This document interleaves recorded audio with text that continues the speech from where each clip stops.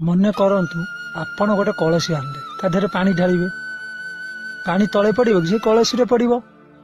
ଯେପର୍ଯ୍ୟନ୍ତ ସେ କଳସୀ ଫୁଲ ନ ହଉଥିବ ଆପଣ ପାଣି ଢାଳୁଥିବେ, ଯେତେ ପୁରା ଫୁଲ ହେଇଯିବ ଉଛୁଳିକି ତଳେ ଗଳି ପଡିବ।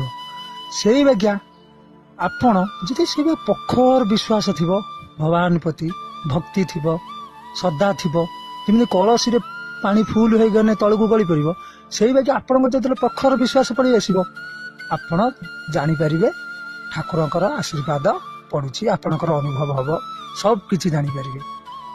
କିନ୍ତୁ ଆପଣ ଖାଲି ମିଛୁଟାରେ କହିବେ ଠାକୁର ଆମ ଦୁଃଖ ଶୁଣୁନାହାନ୍ତି, ସେଟା ଭୁଲ କଥା।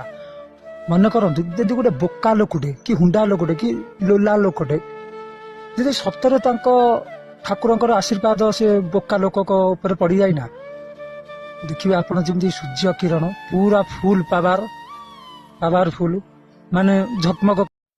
ମୋ କହିବାର ଅର୍ଥ, ସୂର୍ଯ୍ୟ କିରଣ ଯେମିତି ବହୁତ ପାୱାରଫୁଲ ହେଇଥାଏ, ଶକ୍ତିଶାଳୀ ହେଇଥାଏ, ସେଇଭଳିଆ ଗୋଟେ ବୋକା ଲୋକଟେ ଉପଯୋଗ ଯଦି ସତରେ ତାଙ୍କ ଆଶୀର୍ବାଦ ପଡ଼ିଥାଏ ଈଶ୍ୱରଙ୍କର, ସିଏ ଠିକ ସୂର୍ଯ୍ୟ କିରଣ ପରି ଶକ୍ତିଶାଳୀ ହେଇଥିବ ଆଉ ବହୁତ ପାୱାରଫୁଲ ହେଇଥିବ।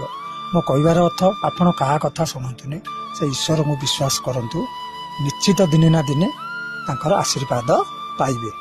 ଆପଣ ଯଦି ସତରେ ଭଗବାନଙ୍କୁ ବିଶ୍ୱାସ କରୁଛନ୍ତି, ତାହେଲେ ଆପଣଙ୍କର କିଛି ବି ଅସୁବିଧା ହବନି, ନିଶ୍ଚିତ ଦିନେ ନା ଦିନେ ଆଶୀର୍ବାଦ ପାଇବେ, ମାନିଲେ ଆପଣଙ୍କର ମଙ୍ଗଳ।